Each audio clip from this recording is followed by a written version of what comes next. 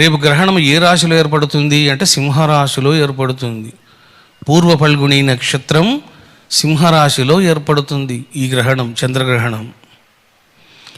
అందువల్ల ప్రధానంగా సింహరాశి వాళ్ళు జాగ్రత్తగా ఉండాలి. జాగ్రత్తగా అంటే ఏమిటిది? జపము, ధ్యానము, అభిషేకాలు, స్నానాదులు, దానాదులు ఇవన్నీ చక్కగా మీరు చేసుకోవాలి. ఇవన్నీ మీరు చేసుకోలేరని నేను రమణేశ్వరములో 12 గంటల ఉపాసన పెట్టాను. నేను చేసేది హవనం ఒకసారి కాదు, 2-3 సార్లు చేస్తాను రేపు. కాబట్టి గుర్తుపెట్టుకోండి,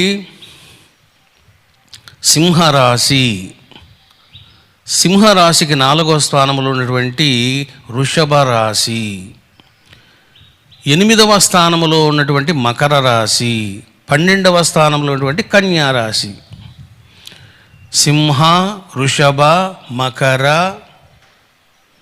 కన్య, ఇదిగో ఈ యొక్క 12వ రాశి అది.